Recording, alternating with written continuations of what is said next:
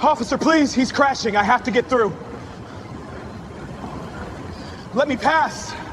Come on. Sarah, go. Forget me. Get to the patient. Go now. The unforgiving midday sun beat down on the steel and concrete skeleton of the rising skyscraper, turning the air into a shimmering, breathless haze. Dust, the fine powder of cut concrete and dried earth, hung in the air, a gritty perfume that coated the tongue. For paramedic Elijah Cole, 31 years old and seasoned by 6 years on the streets of this sprawling metropolis, the symphony of the city was a distant hum. His world had shrunk to the narrow, precarious confines of an unfinished fourth-floor balcony. His patient, a man named Marcus Thorne, a 48-year-old ironworker, was the only thing that mattered. The man had fallen nearly 20 feet from a crossbeam, his fall broken not by the ground, but by a stack of steel rebar. It was a scene of controlled chaos. Firefighters from Station 12 had already secured the patient, their movements a practiced ballet of professional urgency. "Pressure is 90/60 and dropping, Eli," his partner Sarah Jenkins called out from beside the backboard. Her voice was steady, a familiar anchor in the storm. "Heart rate is 140. He's in shock." "Copy that," Elijah responded, his voice calm, projecting a control he knew was essential. His hands, covered in dark purple nitrile gloves, moved with an efficiency that bordered on grace. He was running an IV line into Marcus's arm, the 14-gauge needle sliding into the vein on the first try, despite the sweat beading on his own brow. "We're running this saline wide open. I need a full C-collar, and let's get him packaged. That rebar went through his thigh, but I'm more worried about what we can't see." His fingers had probed Marcus's abdomen, finding it rigid and distended, a textbook sign of a massive internal bleed. This was the golden hour, and 20 minutes of it had already evaporated into the sweltering air. Every second was a grain of sand slipping through the hourglass of this man's life. Before his career in EMS, Elijah had been a combat medic in the Army, attached to an infantry unit in Kandahar. He had triaged blast injuries in the back of a shuddering striker and packed wounds under a sky lit by tracer fire. He had learned to build a wall around his emotions, to function in the heart of chaos. At 6'2", with a lean, athletic build and a focus so intense it felt like a physical force, he was the man you wanted by your side on the worst day of your life. The fire captain, a grizzled veteran named Tom O'Malley, was coordinating the high-angle rope rescue needed to get Marcus safely to the ground. "Ropes are set," a firefighter yelled from the floor above. "We're ready to lower the basket." They worked as a single organism, a fusion of muscle and medical expertise. Sarah handled respirations, Elijah monitored vitals and hemorrhage control, and the firefighters prepared to move the patient. The rhythmic grunt of their effort was the only sound in their focused world. It was in this moment of intense, coordinated action that a new voice cut through the air, sharp and laced with an authority that felt alien to the scene. "What the hell is going on here? I want this entire area cleared. Now!" Elijah glanced over his shoulder. A police officer was striding onto the concrete slab of the unfinished floor, his movements stiff and impatient. He was young, maybe 35, with a military-style flat-top haircut that looked sharp enough to cut glass. He moved with an unearned swagger, his eyes scanning the scene not for ways to help, but for points to control. His name tag, pinned neatly on his crisp uniform, read D. Cutler. "This is a potential crime scene," Officer Cutler announced, his voice amplified by the cavernous, unfinished space. "OSHA will need to investigate. Nobody touches anything until I've secured the scene." Captain O'Malley stepped forward, positioning himself between the officer and the rescue operation. "Officer," he said, his voice a low, respectful rumble. "We have a critical trauma patient here. We're in the middle of a life-saving extrication. My paramedic is in charge of patient care." This was the established, unwritten law of emergency scenes. Fire controlled fires, police controlled crime, and medics controlled the patient. It was a simple, effective hierarchy born of decades of mutual respect. But Officer Dean Cutler, it seemed, had never learned that lesson. He looked past the veteran fire captain, his gaze landing on Elijah as if he were a contamination. "I am securing this scene, Captain," he stated, his jaw tight. "That means everyone backs away from the patient. Now! That is a direct order." The seamless coordination of the scene had just been fractured. The golden hour was ticking away, and a man who believed his badge gave him absolute dominion had just walked into the middle of it, ready to sacrifice a life for the sake of a procedure. A heavy, dangerous silence fell over the fourth floor, broken only by the shallow, ragged breaths of Marcus Thorne. The firefighters froze, their hands hovering over the backboard straps. Sarah Jenkins stared at Officer Cutler, her expression a mask of pure disbelief. For a moment it felt as if the entire city had gone quiet, the world narrowing to this single, sun-drenched slab of concrete where two completely different definitions of duty were about to collide. Officer Dean Cutler was new to the 5th Precinct. He'd transferred in from a smaller, suburban department 3 months ago, and he was still trying to prove himself. In his mind, proving himself meant establishing dominance. He saw the world in rigid black-and-white terms. There was order, and there was chaos. He was the agent of order. To him, this rescue scene was a mess of tangled ropes, scattered equipment, and people who weren't listening to him. He didn't see a dying man, he saw a procedural violation. Elijah Cole never took his eyes off his patient. He could feel the thready pulse under his fingertips, a desperate, fading drumbeat. "Sarah, let's get the Kendrick extrication device on him," he said, his voice deliberately level, ignoring the officer's decree. "I need to immobilize his pelvis before we move him an inch." He was speaking to his partner, but the message was for Cutler. "My patient's life comes first. Your rules come second." The implicit defiance was not lost on Officer Cutler. His face, already flushed from the heat, darkened. "Did you not hear me, paramedic?" he snapped, taking a step closer. His hand drifted down, resting almost casually on the grip of his service weapon.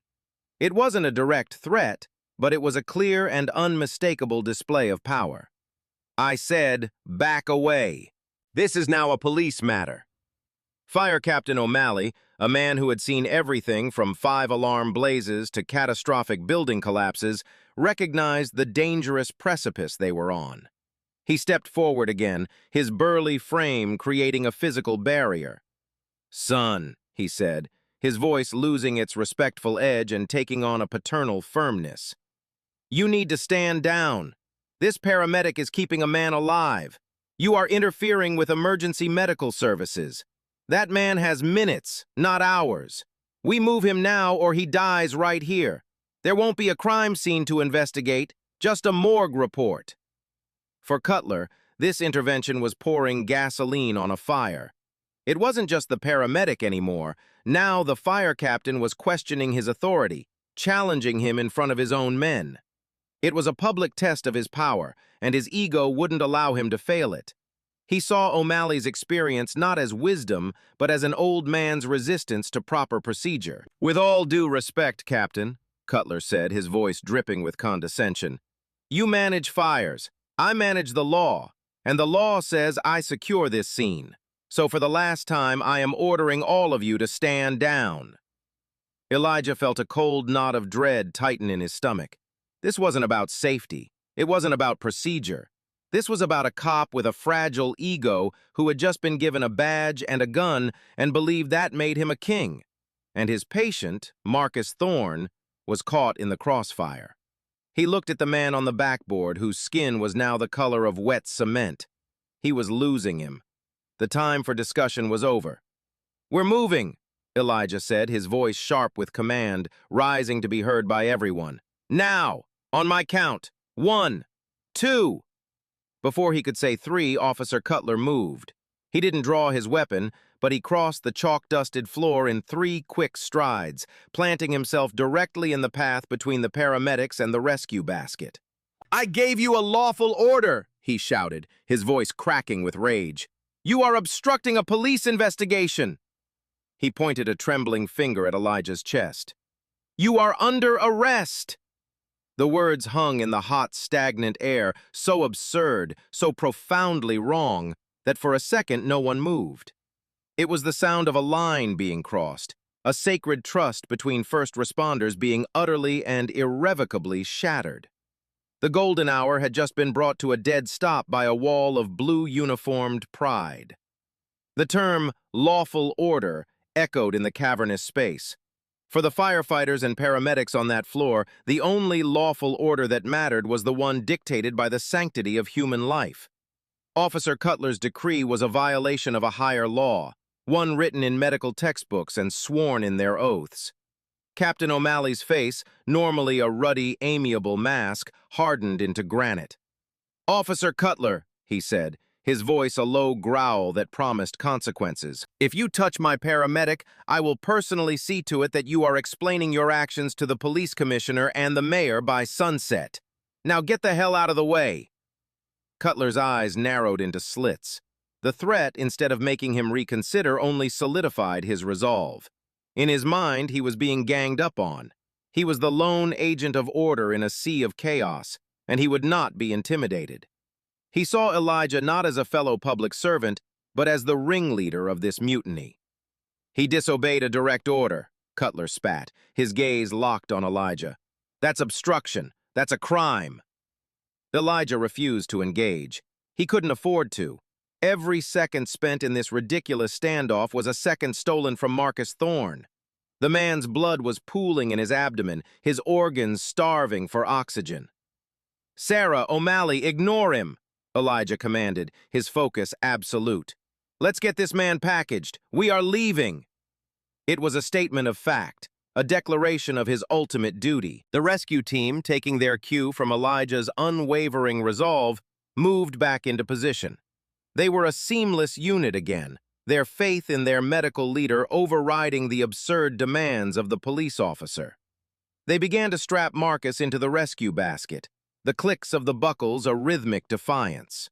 This blatant disregard for his authority was the final insult for Dean Cutler. He saw their coordinated action not as a life-saving procedure, but as a conspiracy to undermine him. His training had taught him a simple, linear path for dealing with non-compliance: verbal command, physical control, escalation of force. He had given the verbal command. It had been ignored. In his rigid, procedural mind, the next step was tragically clear. He stepped forward, pushing past a firefighter who instinctively tried to block him. "I said you are under arrest!" he yelled, his voice now a raw shout of fury. He reached for Elijah's arm. It was a stunning breach of every protocol, every shred of professional decency that governed these scenes. The firefighters stared in disbelief, their hands frozen on the rescue basket. The unwritten rules weren't just being broken, they were being pulverized. The symbiotic relationship between the city's emergency services was being torn apart by one man's catastrophic lack of judgment. "Get your hands off my paramedic!" O'Malley roared, moving to intervene, but Cutler was faster. He was operating on pure, unadulterated ego now, his actions driven by a desperate need to reassert the dominance he felt slipping away. He didn't see the dying man. He didn't see the frantic efforts of the rescue team.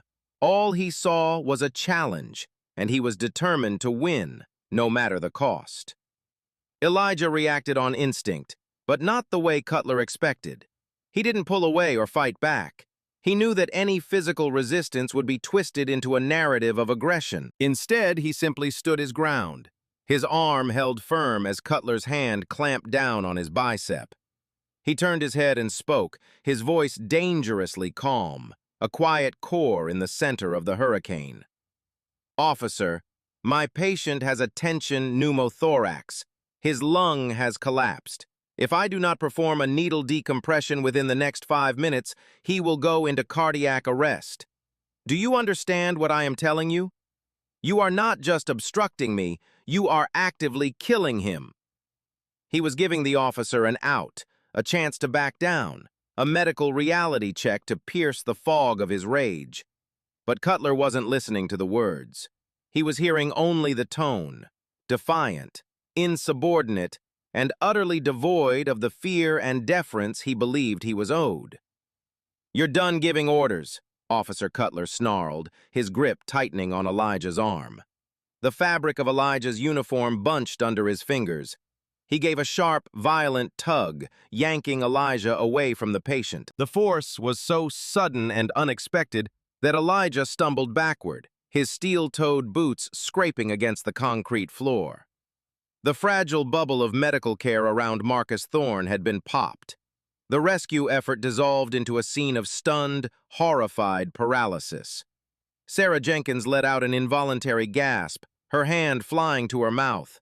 The firefighters, men who ran into burning buildings for a living, stood frozen, their faces masks of disbelief and rage. Marcus Thorne lay on the backboard, his life hanging by the thinnest of threads, while the lead paramedic fighting to save him was being manhandled by a cop. "What are you doing?" Elijah shouted, his voice finally breaking, not with fear for himself, but with pure, unadulterated terror for the man he was being forced to abandon. "My patient is dying!" Cutler ignored the plea. He was on autopilot now, a creature of procedure and wounded pride. He spun Elijah around, forcing his arms behind his back with a practiced, painful efficiency that spoke of countless hours of training. The metallic rasp of handcuffs being pulled from their leather pouch was obscenely loud in the suddenly silent air.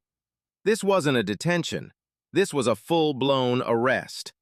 "On your knees!" Cutler barked, forcing Elijah down onto the dusty floor. The impact sent a shockwave of pain up Elijah's shins. He was a decorated combat medic, a 12-year veteran of emergency services, and he was being forced into a position of submission at his own rescue scene.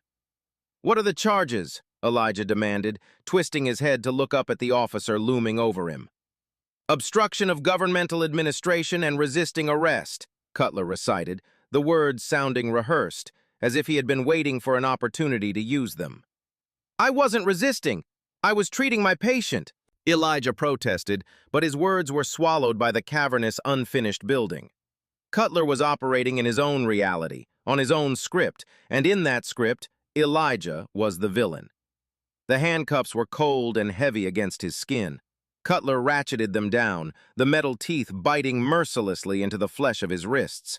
The sharp click-clack of the lock was a sound of absolute, horrifying finality. It was the sound of a line being crossed from which there could be no easy return. The sight seemed to snap Captain O'Malley out of his trance. His face was purple with rage. "I want your badge number. I want your supervisor on this scene immediately," he bellowed, pulling his radio from his belt.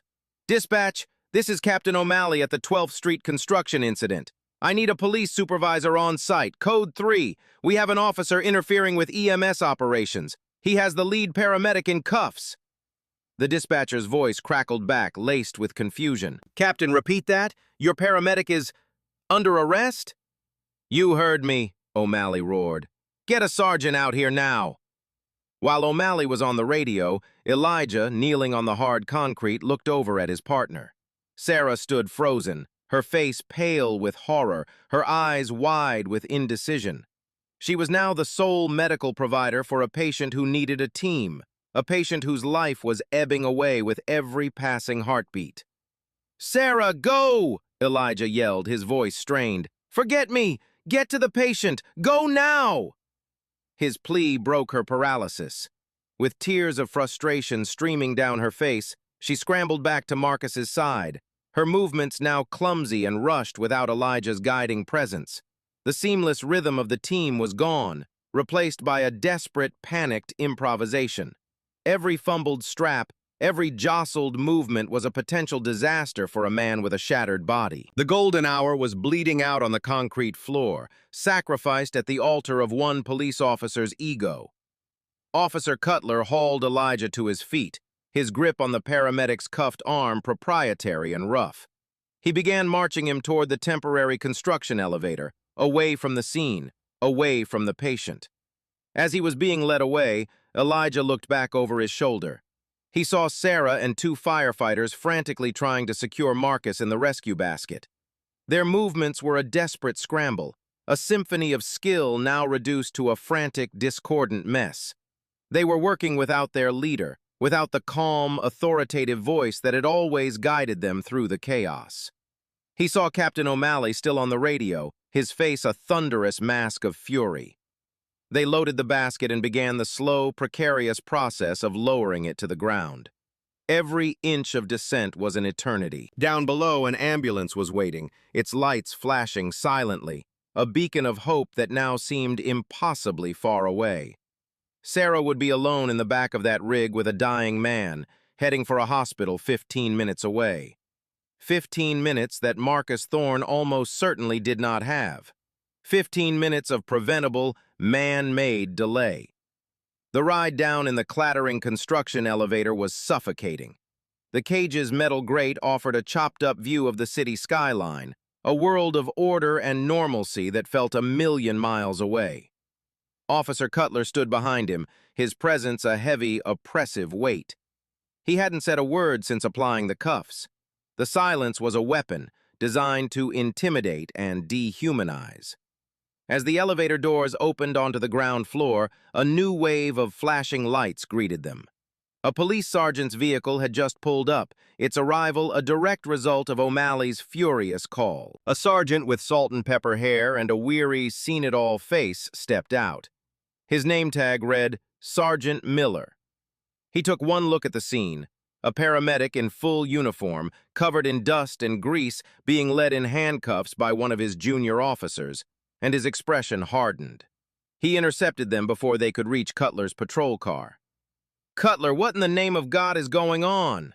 Miller demanded, his voice low and tight, clearly not wanting to create a public spectacle. "Sergeant, this paramedic was obstructing my investigation," Cutler said, his tone defensive but unyielding. "He refused to follow lawful orders and became confrontational." Elijah couldn't stay silent. "That's not true, Sergeant," he said, his voice pleading for reason.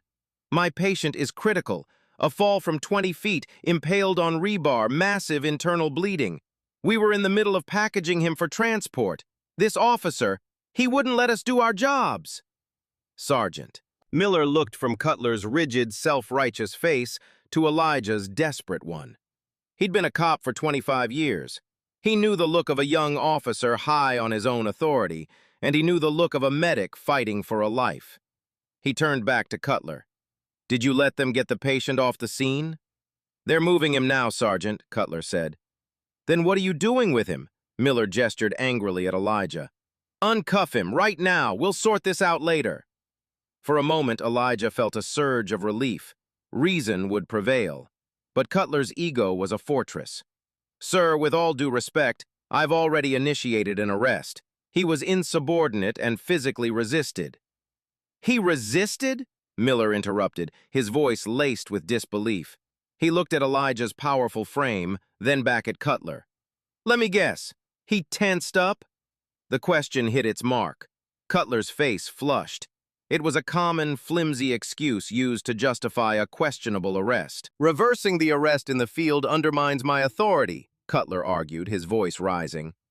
Sergeant Miller pinched the bridge of his nose, the very picture of exasperation. The system was now in motion. An arrest had been made.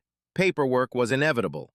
Reversing it now would mean admitting a colossal, embarrassing error by one of his own men.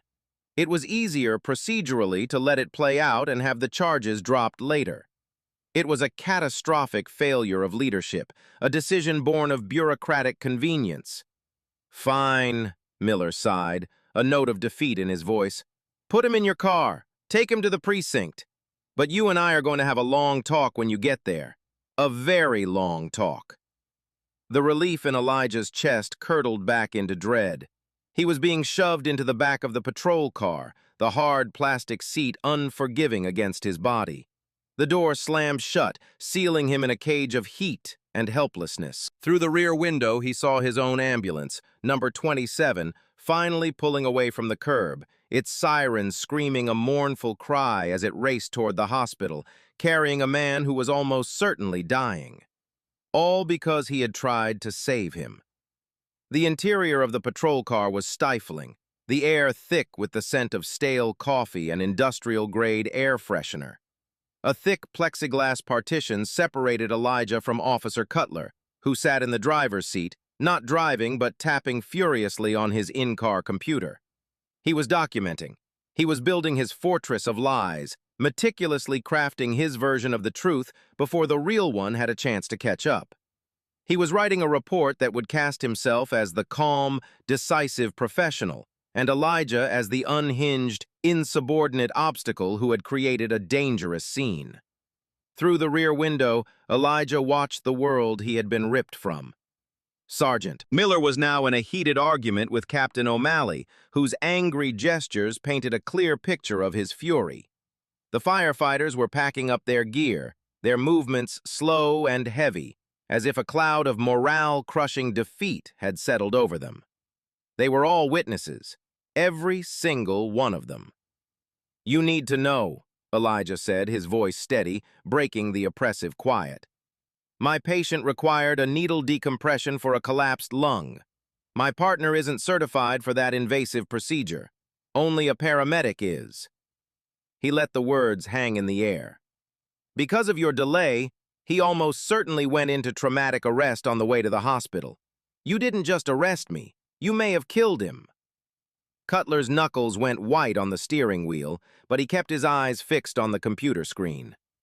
"If he dies, it's on you," he muttered without turning around. "You should have cooperated." The sheer, unadulterated absurdity of the statement left Elijah speechless. It was a glimpse into a mind incapable of self-reflection, a psyche so wrapped in the armor of its own authority that it could no longer distinguish between right and wrong. He had created the crisis, and now he was blaming the person who tried to stop it. The drive to the downtown precinct was a blur of sun-drenched streets and silent tension. When they arrived, Cutler parked in a designated sally port, the heavy steel door grinding shut behind them, sealing them off from the outside world. He led Elijah out of the car, his hand firmly on his cuffed arm, and marched him into the central booking area. The precinct was a hive of activity, a cacophony of ringing phones, clattering keyboards, and echoing voices. As Elijah was led toward the processing desk, a ripple of silence followed him. Cops were used to seeing criminals in cuffs, not paramedics still in their dusty, sweat-stained uniforms. His dark blue pants and collared shirt, the Star of Life patch on his sleeve, were a stark contrast to the usual procession of suspects. Heads turned, conversations paused. They knew what he was, if not who. A first responder. One of them. The booking sergeant, a heavy-set, balding man named Kowalski with tired, cynical eyes, looked up from his paperwork. He saw Elijah, then looked at Cutler, and his expression soured into one of profound weariness. "Cutler, what in God's name is this?" "Obstruction and resisting," Cutler stated flatly, as if he were booking a shoplifter. "He was interfering at an industrial accident scene." Kowalski stared at Elijah's uniform, at the grease stain on his knee from kneeling on the concrete, at the exhaustion etched onto his face. He'd been a cop for 30 years. He knew a trumped-up, ego-driven charge when he saw one. He let out a long, weary sigh that seemed to carry the weight of the entire department's bad decisions. "All right, put him over there." The process began. It was a systematic stripping away of his identity. His pockets were emptied. His wallet, his keys, his phone, his sheathed trauma shears, all items he carried to save lives, were placed in a large Ziploc bag and labeled as evidence. They took his shoelaces and the belt from his uniform pants. Then came the fingerprints. An officer, a young woman who looked barely out of the academy, gently took Elijah's hands and rolled each finger in ink, then pressed them onto a card. She wouldn't make eye contact, her embarrassment a palpable thing. Elijah remained silent through it all, his mind a maelstrom of rage and worry. He answered their questions in a calm, even voice. Name, Elijah Cole. Date of birth, address, occupation. When he said paramedic, Sergeant Kowalski looked up from his screen and gave Cutler a long, hard look. "You got a problem, Sarge?" Cutler asked, his tone defensive. "I got a paramedic in my booking cell on a Saturday afternoon," Kowalski grumbled, turning back to his screen. IA is going to have a field day with this paperwork. Next was the photograph. He stood against a cinder block wall, a digital board with his name and booking number held under his chin. The flash was blinding. In that moment, he was no longer Elijah Cole, decorated combat medic, life-saving professional. He was an inmate, a mugshot, a number in a system that was grinding forward with an indifferent, unstoppable momentum. They placed him in a holding cell, a small concrete box with a metal bench and a toilet in the corner. The heavy door slammed shut with a deafening clang, the lock echoing the finality of the handcuffs. He was alone. The adrenaline that had sustained him through the entire ordeal began to fade, replaced by a profound, bone-deep weariness. He sat on the cold bench, looked at his raw, chafed wrists, and thought of Marcus Thorne. Was he alive? Did Sarah get him there in time? The uncertainty was a physical weight on his chest, heavier than any set of cuffs. While Elijah sat in the sterile silence of the holding cell, the story of his arrest was spreading like a brush fire through the city's first responder network. Captain O'Malley, true to his word, had bypassed the precinct level and made a direct, furious call to the fire department's deputy chief. The deputy chief, in turn, had called his counterpart in the police department, a call that was reportedly filled with language that would make a sailor blush. The unwritten code had been violated, and the institutional rage was palpable. In the back of Ambulance 27, Sarah Jenkins was living a nightmare. As Elijah had predicted, Marcus Thorne's heart monitor, which had been beeping a frantic tachycardic rhythm, suddenly flatlined. The beep devolved into a single, terrifying, continuous tone. "No, no, no!" Sarah shouted, her voice cracking with panic. She was a phenomenal EMT, but this was beyond her scope. She was alone, fighting a losing battle. She slammed her hand on the radio. "Dispatch, I have a patient in cardiac arrest. I'm 2 minutes out from Metro General. Notify the trauma bay. I need a crash team on standby."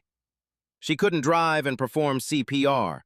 All she could do was push the accelerator to the floor, praying for a miracle, her mind screaming with the injustice of it all.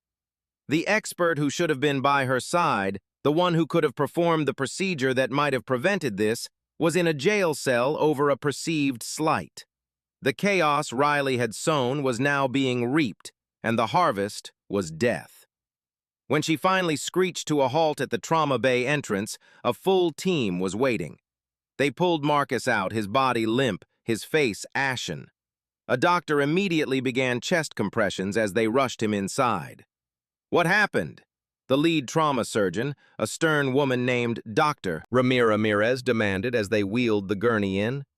20-foot fall, impaled on rebar," Sarah rattled off, her voice thick with stress and tears. "Prolonged extrication, arrested about 2 minutes out." "Where's your partner?" Dr. Ramirez asked, not looking up from her work. "I need a full report." The words caught in Sarah's throat.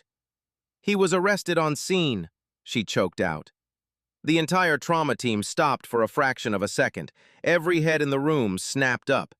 Dr. Ramirez stared at her, her eyes wide with disbelief. "He was what?"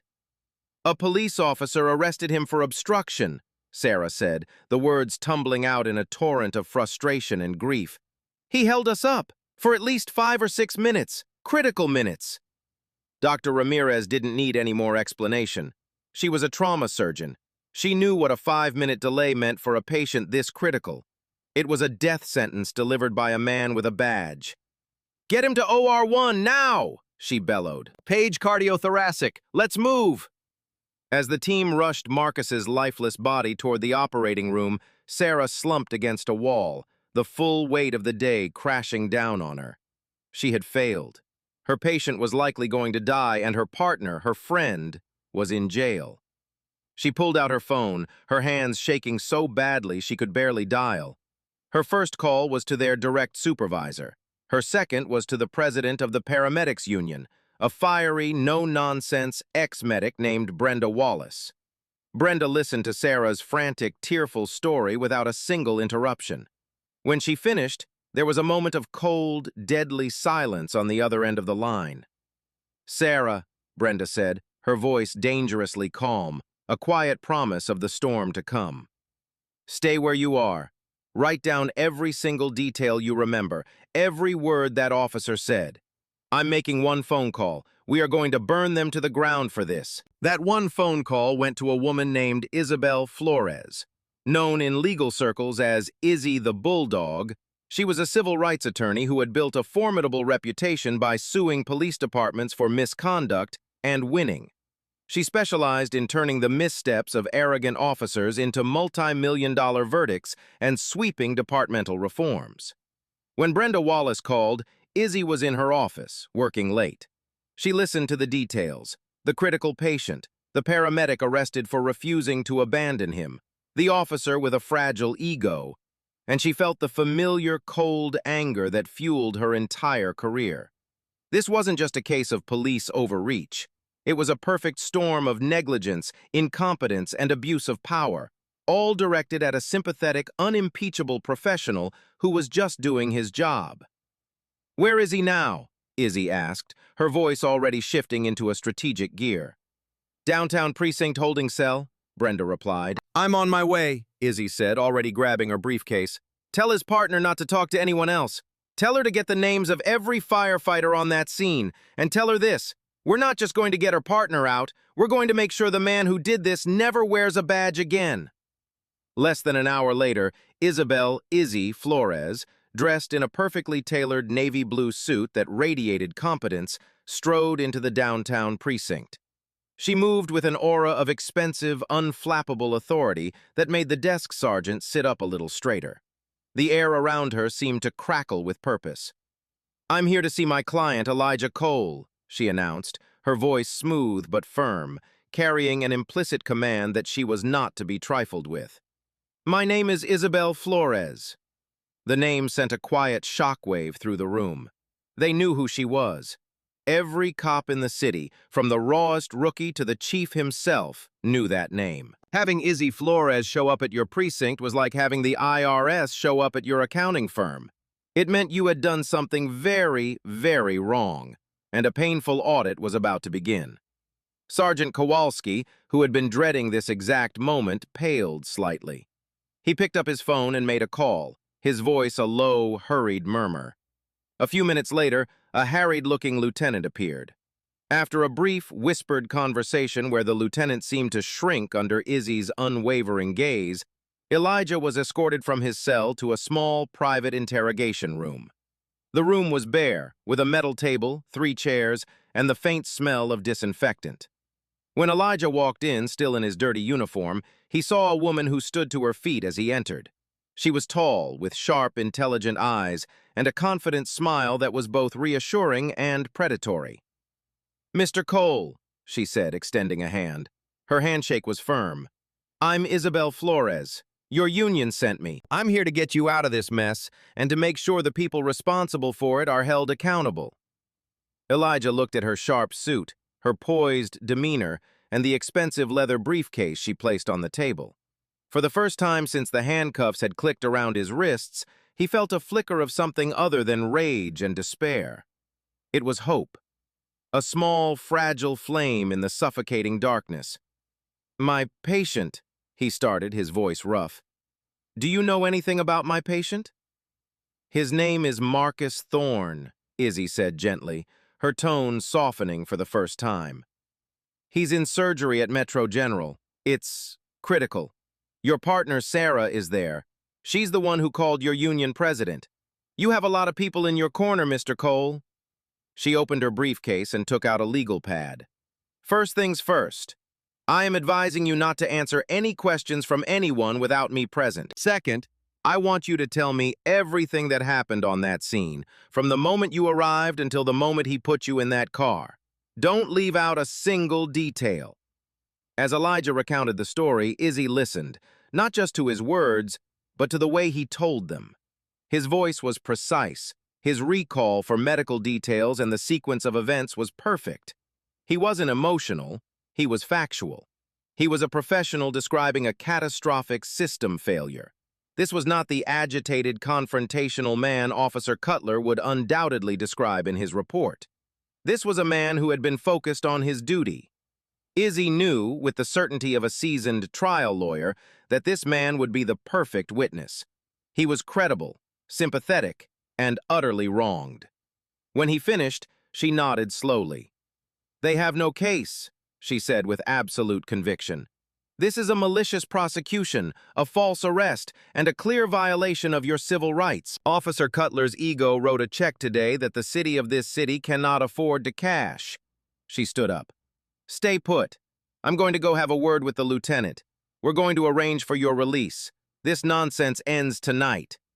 She walked out of the room, leaving Elijah alone with the flickering flame of hope now burning a little brighter. The city had its system, its procedures, its wall of blue silence, but now he had a weapon of his own. He had the bulldog. While Izzy was meeting with Elijah, Officer Dean Cutler was in a quiet office upstairs, meticulously crafting his incident report, the document he believed would be his shield. Officer Dean Cutler knew this arrest was going to be scrutinized. He had seen the look on Sergeant Miller's face, a toxic cocktail of fury and exhaustion. He had heard the righteous indignation in Fire Captain O'Malley's voice. He understood, on a primal level, that the only thing standing between him and a suspension, or worse, was his version of the events. His report had to be a fortress, impenetrable and absolute, built from the specific keywords and phrases that Internal Affairs and the city's lawyers looked for. He began by painting the scene not as a controlled medical rescue, but as one of chaos and disorder, which he, the agent of the law, was attempting to manage. He wrote that the first responders were operating in a haphazard and unsafe manner, a complete fabrication. He described Elijah Cole not as a focused medical professional, but as agitated and confrontational from the outset. "I gave the lead paramedic, identified as Elijah Cole, a lawful order to clear the area to allow for a proper and safe investigation of the industrial accident," he typed. He immediately became belligerent, shouting that he would not comply and that he was in charge. He conveniently omitted the part where Elijah and the fire captain had clearly explained they were in the middle of a life-or-death procedure. He twisted Elijah's calm, professional refusal into an act of aggressive defiance. He carefully chose his words to create a narrative of escalating threat. He claimed Elijah physically squared off with me, taking an aggressive posture that forced me to create distance for officer safety.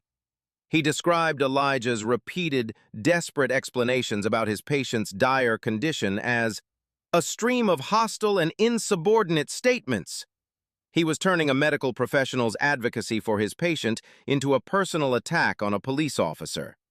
The final act, the arrest itself, was cast as an unavoidable last resort, an action he took with great reluctance to restore order. When Paramedic Cole attempted to push past me, physically assaulting an officer in the performance of his duty, I had no choice but to place him under arrest to de-escalate the volatile situation. His actions created a dangerous and unstable scene, and his removal was necessary to allow other first responders to work safely. It was a masterpiece of fiction, a carefully constructed alternate reality where he was the reluctant hero and Elijah was the out-of-control villain. Every sentence was designed to trigger the legal justifications that would protect him.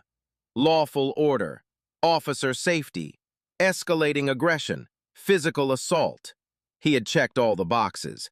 He printed the report, signed it with a flourish, and submitted it, confident that his word, the word of a sworn police officer, would outweigh that of an uncooperative paramedic. His career might take a temporary hit, there might be a lawsuit, but he believed he had insulated himself from any real consequences. His confidence began to wane when he was called into his captain's office an hour later. Captain Davis was a stern, by-the-book commander who valued discipline and, more importantly, hated lawsuits with a fiery passion. Sergeant Miller was already there, his expression grim. Cutler's freshly printed report was on the desk between them. "Cutler, walk me through this," Captain Davis said, his voice deceptively mild. "You arrested a veteran paramedic, on duty, in the middle of a trauma call." "Yes, sir." Cutler said, standing at attention. He was non-compliant and became physically aggressive. It's all in my report. I've read your report, Davis said, tapping a single finger on the paper. It says here he assaulted you. What were your injuries? Cutler hesitated. The lie felt thinner in the stale air of the captain's office. Sir, he pushed into me. It was the act of assault, not the level of injury that... What were your injuries, Cutler? Davis repeated, his voice harder now, cutting through the jargon. I was not injured, sir, Cutler admitted. So a paramedic, while treating a dying man, assaulted you without leaving a mark, Davis said, his skepticism plain. And you say this was necessary to restore order to a chaotic scene. Sergeant Miller's initial report says the scene was a controlled medical rescue until you arrived. Fire Captain O'Malley, a man I've known for 20 years, called the deputy chief directly to say you were, and I quote, a badge-heavy menace who was completely out of control. So I have an entire fire crew and a police sergeant telling me one story, and I have you telling me another. Cutler stood in silence, his mind racing. He had underestimated the blowback. He had assumed the brotherhood of the uniform, the thin blue line, would offer some protection. But this wasn't a cop versus a civilian. This was a cop versus two other emergency services, and he was the odd man out. There's one more piece of this puzzle, Cutler, Captain Davis said, leaning forward, his eyes like chips of ice. Your body camera. I've requested the footage. It's being downloaded from the server as we speak. I trust that what I see on that video will perfectly match the detailed, sworn account in your report. The color drained from Officer Cutler's face. The body camera. In his rage, in his single-minded focus on asserting his dominance and then covering his tracks, he had completely forgotten about the small black lens mounted on his chest, the silent, impartial witness that had recorded every word, every action, every crucial second of his catastrophic error in judgment. His meticulously crafted fortress was about to be obliterated by a tidal wave of digital truth. The footage was downloaded and ready within the hour. The atmosphere in the small, windowless viewing room was thick with dread. Captain Davis, Sergeant Miller, and the precinct's internal affairs liaison, a sharp, humorless lieutenant named Wells, gathered around the large monitor on the wall. The only sound was the quiet hum of the computer. Davis clicked play. The video began with Officer Cutler's perspective as he strode onto the fourth-floor construction site. The first thing the camera captured was the scene he had described as chaotic and unsafe. It was the opposite. The firefighters and paramedics were a picture of focused professionalism, moving with quiet efficiency around the patient. The audio picked up the clipped, calm commands of Elijah Cole and the steady voice of his partner, Sarah Jenkins. The scene was controlled, professional, and focused. There was no chaos until Cutler created it. The camera's microphone, pinned to Cutler's chest, captured his first words in crystal-clear audio. "What the hell is going on here? I want this entire area cleared, now!" There was no preamble, no, "How can I help?" Just an immediate confrontational order. The camera recorded Captain O'Malley's respectful attempt to explain the situation and, more importantly, Elijah Cole's calm, professional response from beside the patient. "Officer, my patient has maybe 10 minutes before he bleeds out. We are not moving." His voice was firm but respectful. There was no hint of the agitation or belligerence Cutler had described in his report. The first brick in his fortress of lies had just been pulverized. The lieutenants watched in silence as the video version of Dean Cutler ignored the fire captain's explanation, dismissed the visible urgency of the rescue, and relentlessly escalated the confrontation. The camera showed him stepping into Elijah's path, not the other way around. It showed him putting his hand up to block him, a clear act of physical intimidation. "Pause it," Captain Davis said, his voice tight. "Wells, does he look like he's squaring off to you?" Lieutenant Wells, a man who had seen every flavor of police misconduct, just shook his head slowly. "He looks like he's trying to do his job, Captain. Our officer is the only one who looks aggressive." They continued playing the video. The camera captured Elijah's clear, precise explanation of the patient's medical condition. the tension pneumothorax, the impending cardiac arrest. It was a plea for reason, an attempt to de-escalate using medical facts. Cutler's response, also captured in perfect clarity, was, "You're done giving orders." Then came the most damning part. The camera lens, pointed directly forward, showed Cutler grabbing Elijah's arm and violently pulling him away from the patient. It recorded Elijah's cry of protest, not for himself, but for the man on the backboard. "My patient is dying!" It recorded the sound of the handcuffs, the clicking of the steel, a sharp, percussive indictment. It captured him demanding to know the charges, and Cutler's self-righteous reply. At no point in the entire recording did Elijah Cole ever push, shove, or make any physical movement that could be remotely interpreted as assault. The central pillar of Cutler's report, the lie upon which the entire arrest was justified, had been utterly demolished. The camera continued to roll as Cutler marched him to the elevator, capturing the shocked and furious faces of the other first responders. It recorded Elijah's final, desperate warning from the back of a squad car about the patient's condition, and Cutler's chillingly callous response. "If he dies, it's on you." The video ended.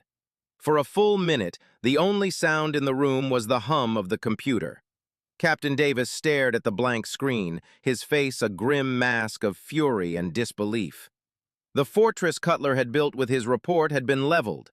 The video didn't just contradict his statement, it proved he had deliberately and maliciously lied about every key aspect of the encounter.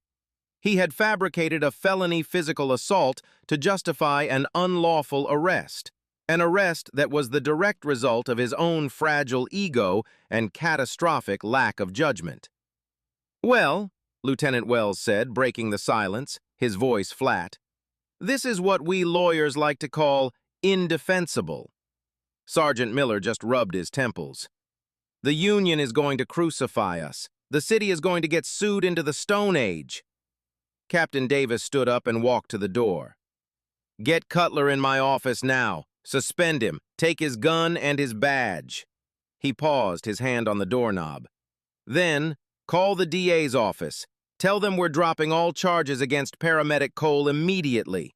And get an officer to drive Mr. Cole home.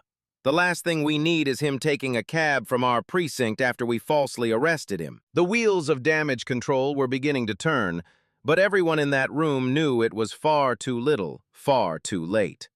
The body camera had done its job. It had captured the objective truth, and the truth was that one of their own had committed a fireable offense, broken the law, and exposed the city to a level of legal and financial liability that was staggering to comprehend. Elijah was released less than 3 hours after his arrest. The charges were dropped before he even finished the out-processing paperwork. A young, deeply apologetic officer drove him home in a marked patrol car, the irony of which was not lost on him. He walked into his small, quiet apartment, still wearing his stained uniform, the skin on his wrists red and raw from the handcuffs. He sat on his sofa in the dark, the day's events playing over and over in his mind. It wasn't until his phone rang and he saw it was Sarah that the dam of his composure finally broke. "Is he?" he asked, unable to finish the sentence. "He's alive," Sarah said, her voice thick with exhaustion. "Barely. Eli, he coded on the table. Twice. They had to crack his chest right there in the OR. He's in the surgical ICU, but it's bad. The doctor said the delay, the prolonged lack of oxygen to his brain, they don't know what the neurological damage is yet." He was alive. The relief was so immense it almost brought him to his knees. But it was a victory tainted by the bitter reality of what that delay had cost Marcus Thorne. He had survived the fall, but a police officer might have sentenced him to a different kind of prison, one inside his own mind. The rage returned, cold and clear. An apology from the police department wasn't going to be enough, not even close. The next morning, Elijah met with Isabel Flores at her downtown law office. The space was a testament to her success. Floor-to-ceiling windows with a panoramic view of the city, modern art on the walls, and thick, expensive-looking law books lining the shelves. Izzy had already been busy. She'd spoken with the union. She'd received a copy of the now infamous body cam footage from a source within the DA's office. And she'd already had a preliminary, heartbreaking conversation with Marcus Thorne's terrified wife. "I've seen the video, Elijah," Izzy said, her voice a calm, reassuring rumble. "It's worse than I imagined. His actions were not just unprofessional, they were unconstitutional. He violated your Fourth Amendment rights by arresting you without probable cause. He violated your First Amendment rights by retaliating against you for questioning his authority. But most importantly, he violated Mr. Thorne's fundamental right to life by actively interfering with his medical care." She leaned forward, her expression intense. "The city knows they're in trouble. They're going to want to make this go away quietly. They'll offer you a quick settlement, maybe $50,000. They'll call it a nuisance value payment and make you sign a non-disclosure agreement so no one ever hears what really happened." "I don't want their hush money," Elijah said, his voice as hard as steel. "I want him off the street. I want this to never, ever happen to another paramedic again." A slow, determined smile spread across Izzy Flores's face. "That's what I was hoping you'd say." 3 days later, the lawsuit was filed. It wasn't a simple state-level claim for damages. Izzy went federal. The complaint was a legal work of art, a 50-page document that read like a declaration of war. Elijah Cole versus Officer Dean Cutler, the city of Northwood, and the Northwood Police Department. It alleged a litany of civil rights violations: unlawful arrest, false imprisonment, malicious prosecution, and, most damningly, a state-created danger by actively interfering with life-sustaining medical treatment. The complaint didn't just name Officer Cutler. It named the city and the police department, arguing that they had a pattern and practice of failing to properly train and discipline their officers, a claim Izzy planned to prove by subpoenaing Cutler's entire personnel file. It argued that the city's indifference to his past behavior had directly led to the violation of Elijah's rights and the near death of Marcus Thorne. And then there was the question of damages. Izzy wasn't asking for $50,000. The final number in the complaint was audacious, shocking, and deliberately chosen. It was a figure designed to make headlines, to make the city council choke on their coffee, and to signal that this was not a nuisance lawsuit. It was an existential threat. The number was $15.2 million. It was a price tag placed on a few minutes of a police officer's wounded pride. The filing hit the city like a bomb. The local news media, alerted by Izzy's office, ran the story on the evening news, complete with Elijah's mugshot juxtaposed with a photo of him in his paramedic's uniform. The city manager's office was flooded with calls. The police chief was forced to hold a press conference where he announced that Officer Cutler had been placed on administrative leave pending a full investigation. The story was out. There would be no quiet settlement, no sweeping it under the rug. Izzy Flores had made sure of that. The battle lines had been drawn, and the opening shot had just been fired in federal court. The discovery phase of a lawsuit is a slow, methodical war of attrition, fought not in a courtroom, but in conference rooms and file archives.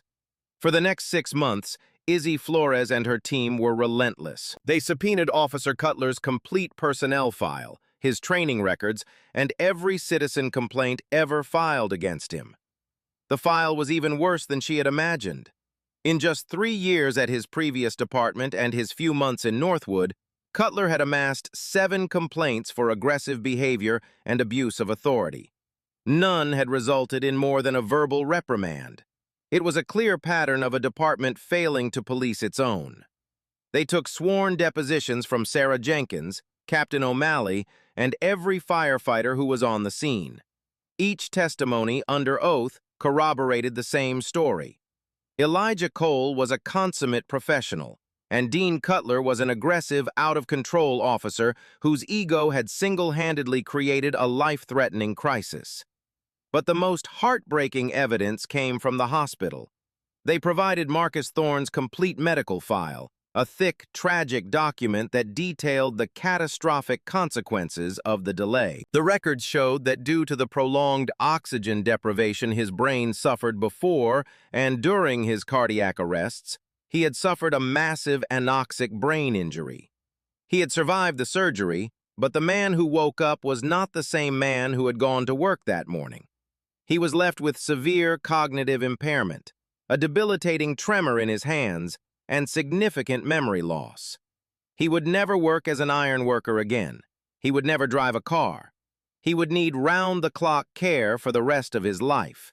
The golden hour had been squandered, and the cost was immeasurable. His wife, Maria, a kind, soft-spoken woman now forced to be a full-time caregiver, provided a deposition that left Izzy's entire legal team in stunned silence.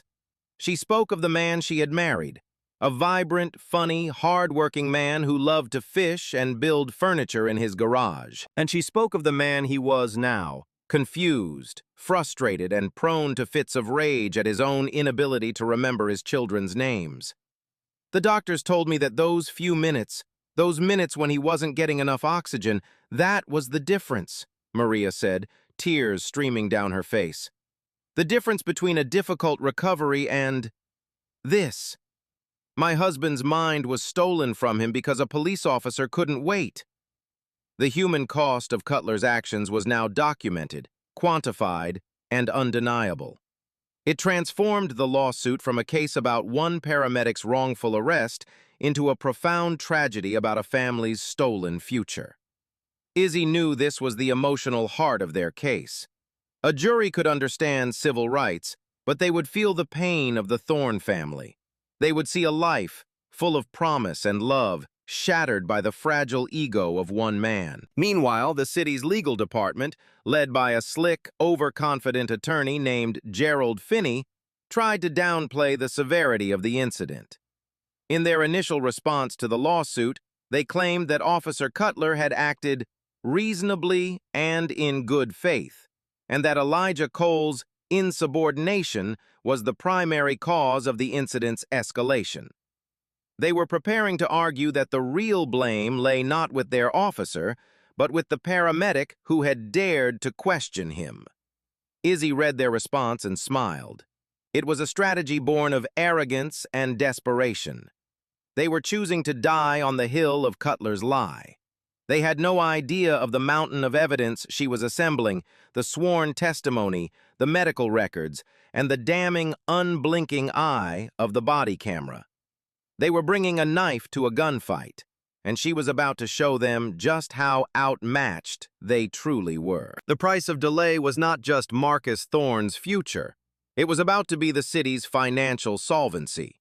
The centerpiece of the discovery process was the deposition of Officer Dean Cutler himself. He arrived at Izzy Flores's office flanked by two attorneys from the city's legal department, including the lead counsel, Gerald Finney. Cutler wore a crisp suit, his posture as rigid and unyielding as ever, but there was a new tension around his eyes, a subtle sheen of sweat on his brow. He was no longer on his own turf. Here, in this sleek top-floor conference room, Izzy Flores was the one with all the authority.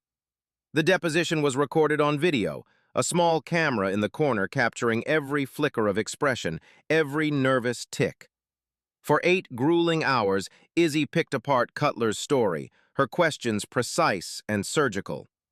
"Officer Cutler," Izzy began, her tone deceptively conversational. "In your sworn report, you state that Paramedic Cole's actions created a haphazard and unsafe scene.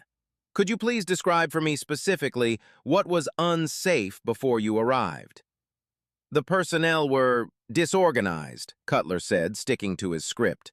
"There was equipment everywhere. It was a chaotic environment." "So, a trauma scene is chaotic?" Izzy asked, raising an eyebrow. "Is that unusual in your experience?" She then had a paralegal place a large, blown-up photograph on an easel. It was a still frame from his own body cam, taken seconds after he arrived. It showed the firefighters and paramedics working in a tight, efficient formation. "Does this look disorganized to you, officer?" Cutler stared at the photo. "From my perspective, it was." "Let's talk about your perspective," Izzy said, moving on. "You claimed Paramedic Cole became belligerent. I'm going to play a short audio clip from your body camera." She played the clip of Elijah calmly stating, "Officer, My patient has maybe 10 minutes before he bleeds out. We are not moving. She stopped the audio. Officer, did that sound belligerent to you? Cutler shifted in his seat. His tone was insubordinate. So a calm tone can be insubordinate if it's disagreeing with you? Izzy pressed. Is that your testimony? Finney objected, but Izzy had already made her point for the camera. The climax came when Izzy addressed the alleged assault, the very foundation of the arrest. She had the large monitor brought in and played the section of the body cam video showing the arrest. She paused it at the exact moment Cutler claimed Elijah had pushed him.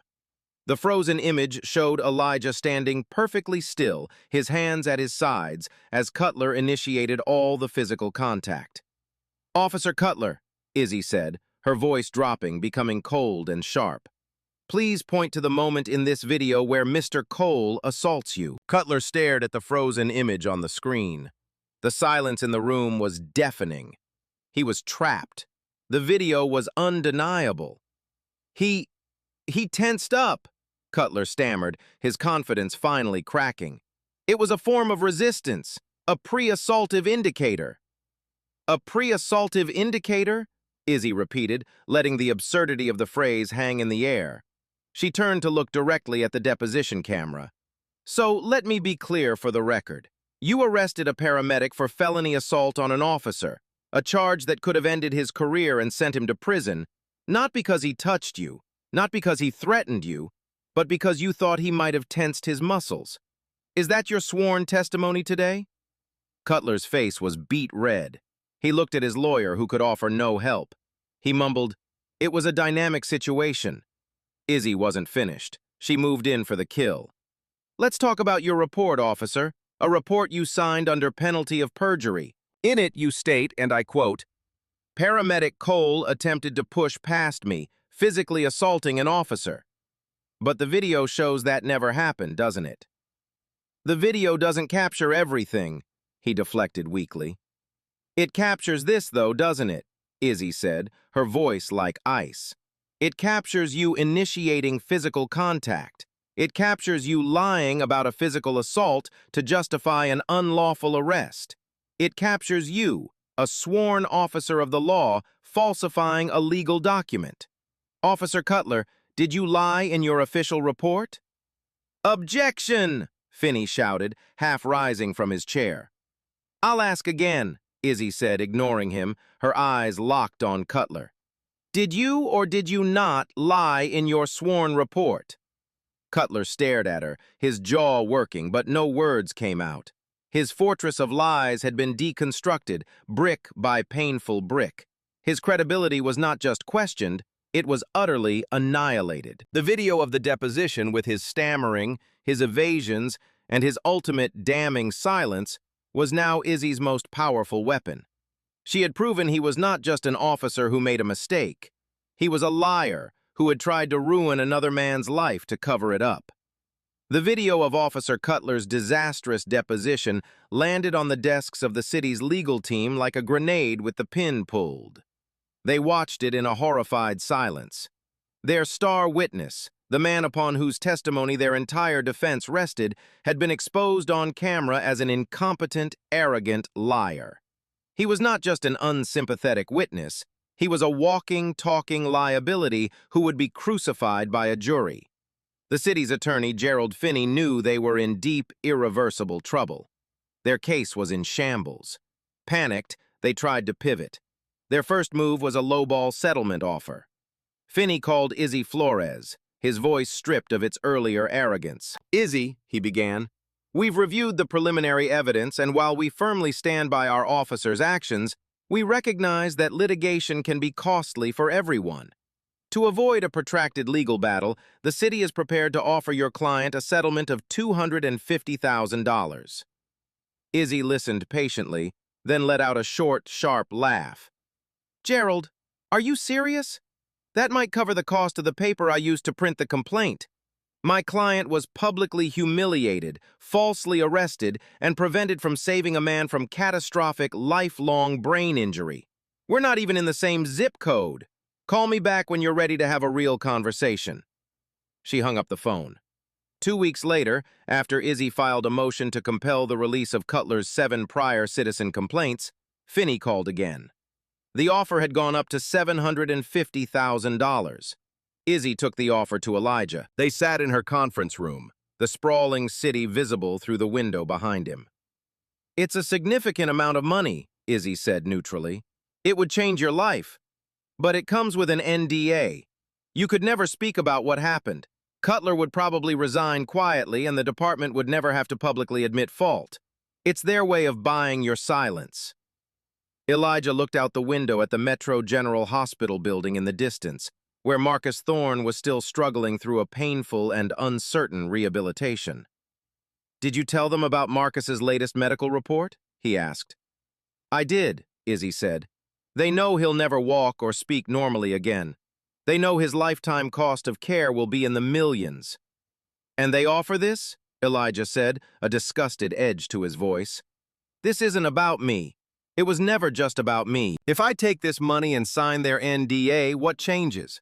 What stops another Officer Cutler from doing the same thing to another paramedic next year? No. The answer is no." Izzy nodded, a flicker of pride in her eyes. "I agree," she said. "So we press on." Their rejection of the settlement sent a wave of panic through the city's legal department. Their desperation led to one final, insulting gambit. They filed a motion in court arguing that Elijah Cole shared contributory negligence for his own arrest. Their argument was that if he had simply complied with the lawful order to move, none of the subsequent events would have happened. They were, in essence, blaming the paramedic for being arrested, for prioritizing his patient's life over an officer's command. The motion was a spectacular miscalculation. It infuriated the judge, a no-nonsense federal judge named Esther Williams, who dismissed it from the bench with a scathing lecture about wasting the court's time. "Are you seriously arguing in this court, Mr. Finney?" she said, her voice dripping with contempt. "That a paramedic has a legal duty to abandon a dying patient to satisfy the whim of an officer? Get this garbage out of my courtroom." Worse for the city, the motion leaked to the press. The resulting public outcry was immense. The paramedics union organized a protest outside City Hall, with hundreds of off-duty medics, firefighters, and nurses marching with signs that read, "Let us do our jobs," and "Patience before police ego." The firefighters union issued a statement condemning the police department and the city's despicable legal strategy. Editorials were written calling for Officer Cutler's immediate termination and Gerald Finney's resignation. The city had tried to play hardball, and in doing so, they had managed to unite every first responder in the region against them and turn public opinion into a raging inferno. Gerald Finney's desperate gambit had backfired completely. He had wanted to intimidate Elijah into a cheap settlement. Instead, he had made him a local hero and turned his lawsuit into a crusade for the rights of all first responders. The price tag for the city's mistake had just gone up exponentially. With a trial date looming and the evidence against them mounting into an insurmountable pile, the city's lawyers made one last attempt to avoid a public courtroom execution.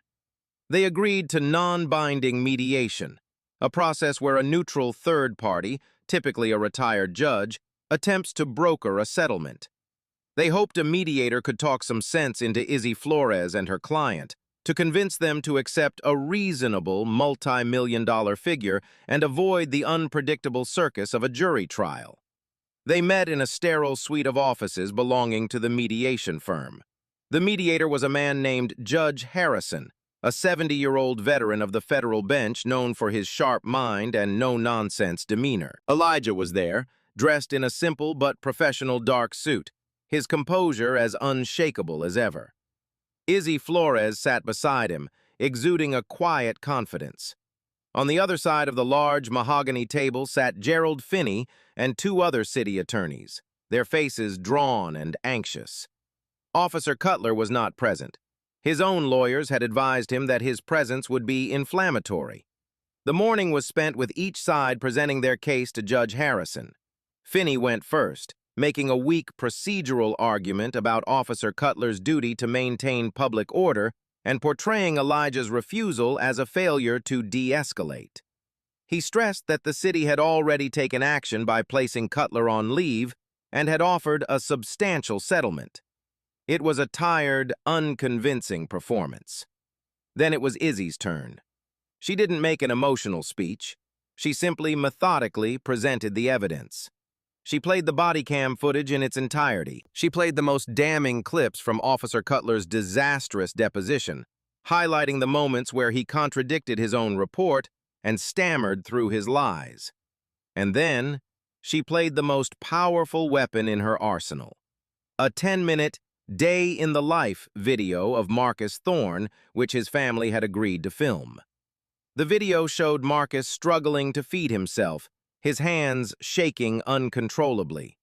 It showed him in a physical therapy session, his face contorted in pain as he tried to take a single step. It showed him sitting with a speech therapist, unable to form the words to name a picture of a simple house. The video ended with a clip of him trying to speak to his wife, Maria, the love and frustration warring in his eyes as a stream of disconnected sounds emerged. When the video ended, the room was utterly silent. The city's lawyers stared at the polished mahogany table, refusing to make eye contact. Judge Harrison, a man who had presided over gruesome murder trials and complex corporate fraud cases, slowly took off his glasses and rubbed his eyes. He looked genuinely shaken. He called for a break. When they reconvened an hour later, he asked to speak to the city's legal team alone. Elijah and Izzy waited in a separate room. They didn't have to wait long. 20 minutes later, they were called back in. Judge Harrison looked directly at Gerald Finney, his expression one of profound disbelief. "In my 20 years on the bench," he began, his voice low and grave, "I have rarely seen a case with a more indefensible set of facts. You have a police officer on camera lying in his official report. You have him on camera admitting to those lies in a sworn deposition. You have an entire fire crew of independent witnesses who all say your officer was the sole cause of the escalation." He paused, letting the words sink in. "But that's not your biggest problem. Your biggest problem is that man on that video. You are going to put Marcus Thorne in a wheelchair in front of a jury of 12 ordinary citizens. You are going to let them watch him cry because he can't say his own wife's name. And then his wife is going to get on the stand and tell them it's all because your officer couldn't be bothered to wait 5 minutes." He leaned forward, his eyes boring into Finney's. "Let me be blunt, counsel. You are not going to win this case. You are going to lose, and you are going to lose so badly that the number Ms. Flores has put in her complaint is going to start to look like a bargain. A jury is going to see that body cam footage as a grotesque abuse of power. They are going to see Marcus Thorne as a man whose life was destroyed for no reason, and they are going to want to punish you. They will come back with a verdict that will financially cripple this city for a decade." He sat back, his assessment delivered. "My advice to you is to stop playing games. Go back to the city council, show them these videos, and tell them to write a check big enough to make this go away. Because if you let this go to a jury, God help you all." The mediator's warning was not a suggestion. It was a death knell for the city's defense. They were cornered, outmaneuvered, and facing a legal and financial catastrophe of their own making. The only thing left to negotiate was the final number of zeros on the check. Judge Harrison's blunt assessment was the cold shower the Northwood City Council desperately needed. Faced with the mediator's dire prediction and the looming spectacle of a public trial, their will to fight evaporated. The fantasy that they could somehow defend Officer Cutler's actions dissolved, replaced by the grim reality of fiscal responsibility. A jury verdict could be $20, $30, even $40 million, an amount that would necessitate massive budget cuts, tax hikes, and potential municipal bankruptcy. The risk was simply too great. The negotiations that followed were swift and decisive. Gerald Finney, humbled and defeated, was now focused on a single goal: damage control. The city's initial insulting offers were ancient history. The conversation now started at 8 figures. Izzy Flores, holding all the cards, was in complete control. She wasn't just negotiating for money.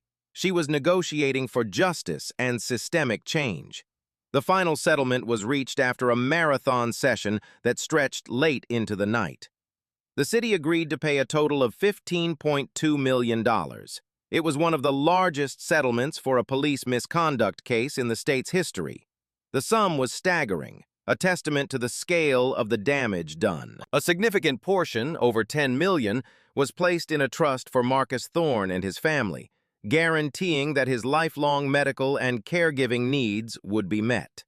The rest was for Elijah, compensation for the violation of his rights, the damage to his reputation, and the emotional trauma of the ordeal. But for Elijah and Izzy, the money was only part of the victory. The settlement agreement included a set of non-negotiable terms that were arguably more important. First, Officer Dean Cutler was to be terminated from the Northwood Police Department, effective immediately. There would be no quiet resignation, no chance for him to get a job in a neighboring jurisdiction. He would be fired for cause, his career in law enforcement over. Second, the city had to issue a formal public apology to Elijah Cole and to the family of Marcus Thorne. The apology had to explicitly admit that Officer Cutler's actions were a violation of departmental policy and had directly interfered with emergency medical care. Third, and most crucially, the Northwood Police Department was required to completely overhaul its training protocols regarding interactions with other first responders. They had to work with the paramedics and firefighters unions to create a new mandatory training curriculum.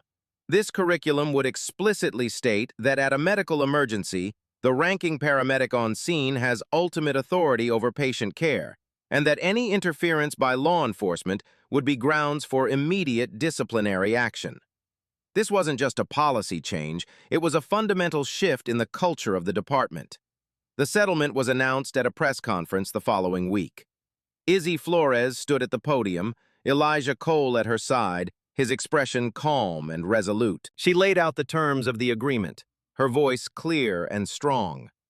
This settlement is a victory not just for Elijah Cole, but for every paramedic, every firefighter, every first responder who has ever been obstructed while trying to save a life, she declared.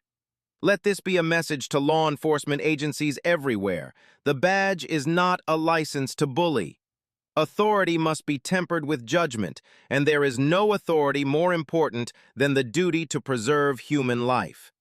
The price for forgetting that lesson, as the city of Northwood learned, is steep.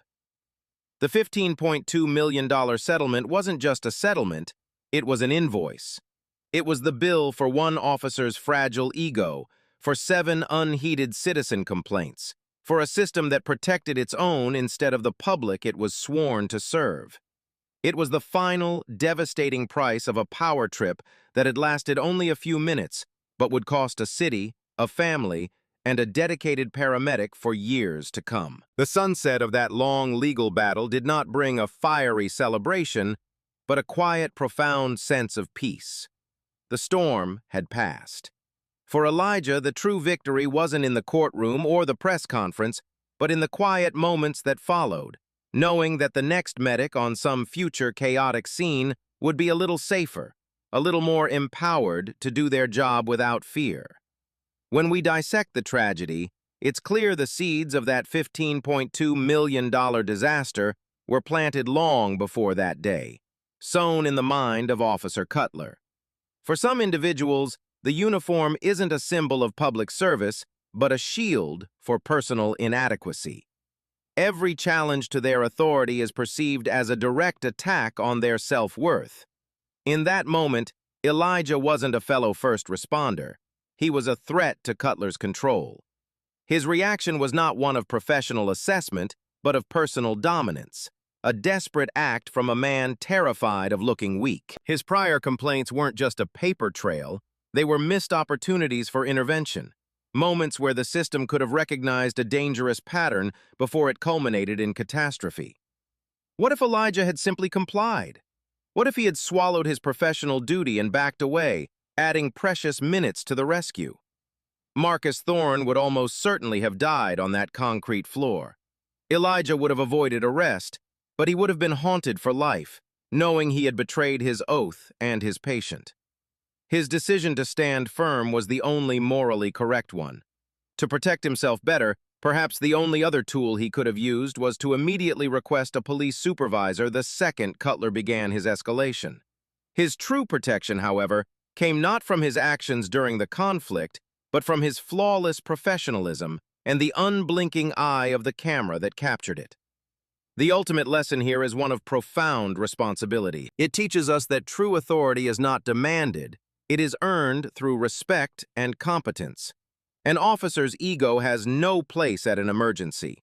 When it takes precedence over human life, the cost is measured in the irreplaceable currency of shattered lives and stolen futures. What do you think could have been done to prevent this situation from ever happening? Do you believe the settlement and the legal changes were enough to truly fix the problem? Let us know your thoughts in the comments below. Your perspective helps us all understand these complex issues better.